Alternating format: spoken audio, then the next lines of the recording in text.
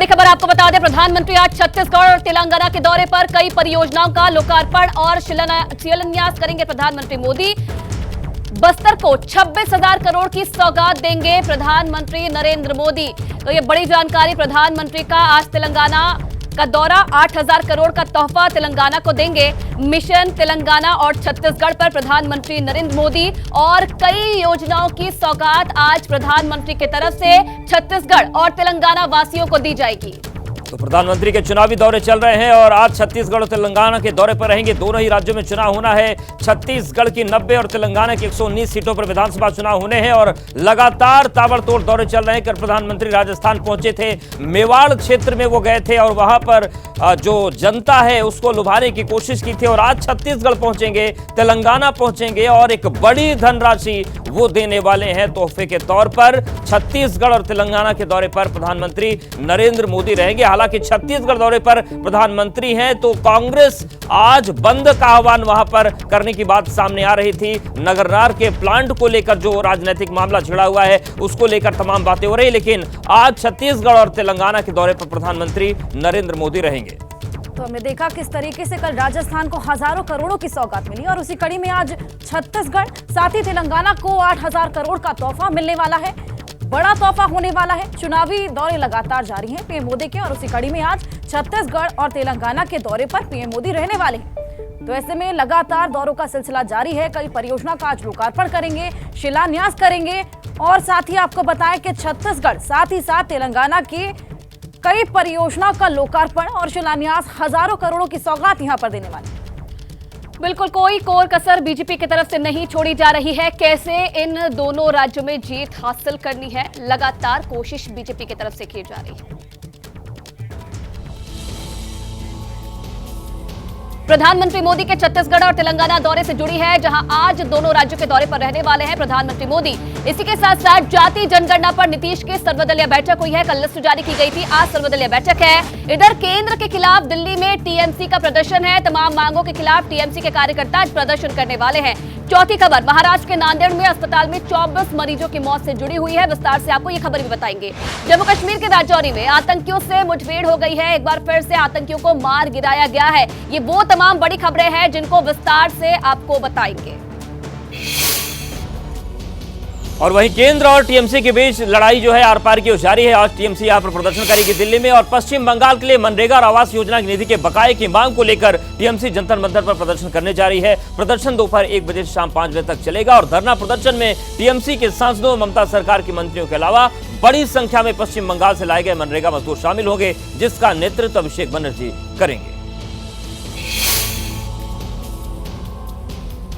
बिल्कुल, टीएमसी के इस प्रदर्शन पर दोनों तरफ से बयानबाजी भी खूब देखने को मिल रही है। क्या कुछ बयानबाजी है वो भी आपको सुनवाते हैं।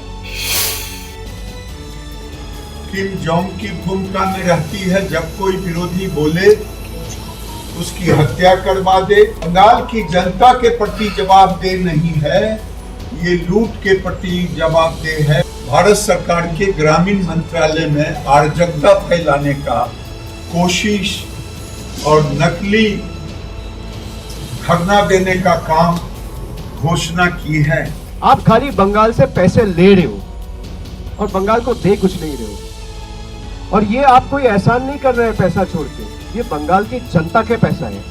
आप 1 लाख करोड़ रुपया बंगाल से उठाते हैं तो भाई 20,000 करोड़ देते हैं, 25,000 करोड़ देते हैं। 70% पैसा तो आप फिर भी रखते हो। उस पैसे से आपका प्रोपेगेंडा चलता है। और चलिए अब आपको ग्राफिक्स के जरिए बताते हैं कि आखिरकार ये पूरा माजरा क्या है जिस पर ये संग्राम छिड़ा हुआ है। क्यों टीएमसी की तरफ से प्रदर्शन किया जा रहा है। देखिए, आंदोलन को फाइट फॉर राइट का नाम दिया गया है। केंद्र पर मनरेगा धारकों का पैसा रोकने का आरोप टीएमसी की तरफ से लगाया गया है। आवास योजना निधि का बकाया देने की मांग टीएमसी की तरफ से की जा रही है। केंद्र ने 15,000 करोड़ रुपया रोका है, ये कहना है टीएमसी का, और केंद्र पर 2 करोड़ लोगों का पैसा रोकने का आरोप टीएमसी की तरफ से लगाया जा रहा है। और अगली खबर की बात करते हैं। उत्तराखंड के केदारनाथ में जिस तरीके से भक्तों की भीड़ बढ़ रही है वो रिकॉर्ड तोड़ती चली जा रही है। केदारनाथ धाम की यात्रा पूरे जोर शोर से चल रही है। बड़ी संख्या में श्रद्धालु बाबा का दीदार करने पहुंच रहे हैं। बाबा केदार के दरबार में भक्तों का हुजूम उमड़ रहा है। भक्तों की 1 किलोमीटर लंबी लाइन देखी जा रही है और बाबा केदार का दर्शन करने में भक्तों को घंटों इंतजार करना पड़ रहा है। बड़ी संख्या में भक्त बाबा केदार का दर्शन करने रुद्रप्रयाग पहुंच रहे हैं। से आया हूँ और थोड़ी तो असुविधा है ही रास्ते में, क्योंकि 17-18 किलोमीटर की ट्रैक है, लेकिन ये है कि भाई भोले बाबा की कृपा है तो लोग चल के आते हैं। अगर आपको असुविधा हो तो आप खच्चर से भी आ सकते हैं, हेलीकॉप्टर भी आ सकते हैं, लेकिन हम लोग तो ट्रैक करके ही आए। और रास्ते में थोड़ी बारिश हुई तो थोड़ा कीचड़ वगैरह हो गया था, लेकिन और कोई दिक्कत नहीं हुई। देखिए, असुविधाएं एक हिमालय क्षेत्र होने के साथ साथ एक बहुत लंबी यात्रा है, 16-17 किलोमीटर की यात्रा है। हम लोग यहाँ कुछ यात्री हेली से आ रहे हैं, कुछ घोड़ा खच्चर से, कुछ पैदल। अत्यधिक भीड़ होने के कारण कुछ लगा कि दर्शन कैसे होंगे। देश के 5 राज्यों में चुनावी बिगुल बजने वाला है, काउंटडाउन चल रहा है। ऐसे में चुनावी प्रचार भी तेज पकड़ चुका है। पीएम मोदी एक के बाद एक तमाम रैलियां कर रहे हैं। वजह 4 चुनावी राज्यों में बीजेपी को सत्ता में लाना है, क्योंकि फिलहाल केवल मध्य प्रदेश में बीजेपी की सरकार है। ऐसे में प्रधानमंत्री की कोशिश है कि बीजेपी के पक्ष में माहौल जबरदस्त बनता रहे।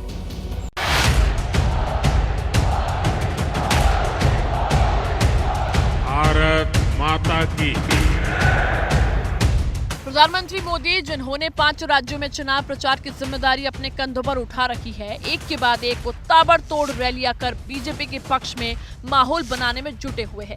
एक बार फिर वो आज तेलंगाना और छत्तीसगढ़ का दौरा करेंगे। पीएम मोदी का 3 दिन में छत्तीसगढ़ का दूसरा दौरा होगा, जहां वो जगदलपुर में चुनावी रैली को संबोधित करेंगे। जगदलपुर छत्तीसगढ़ के बस्तर रीजन में आता है। पिछले चुनाव में बस्तर की 12 में से 11 सीटें कांग्रेस की झोली में गिरी थी। और यही नहीं, बाद में दंतेवाड़ा में हुए उपचुनाव में बीजेपी की बची सीट भी हाथ से चली गई। मौजूदा समय में बीजेपी का जनाधार बस्तर में डगमगाया हुआ है और बस्तर रीजन में बीजेपी शून्य पर है। सबसे खास बात यह है कि बस्तर रीजन मुख्यमंत्री भूपेश बघेल का गढ़ भी है। अब ऐसे में पीएम मोदी की जगदलपुर रैली को जीरो लैंड पर फोकस के साथ ही कांग्रेस के सबसे मजबूत चेहरे को टारगेट करने की रणनीति से जोड़कर देखा जा रहा है। माननीय नरेंद्र मोदी जी बस्तर के लिए अनेक सौगात लेकर आ रहे हैं और परिवर्तन महासंकल्प रैली को भी संबोधित करेंगे। पीएम मोदी ने 1 अक्टूबर को बिलासपुर में जनसभा को संबोधित किया था, जिसमें वो राज्य की भूपेश बघेल सरकार पर जमकर बरसे थे।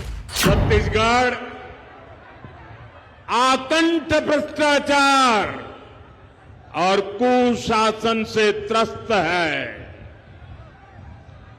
रोजगार के नाम पर सिर्फ घोटाले ही घोटाले हैं।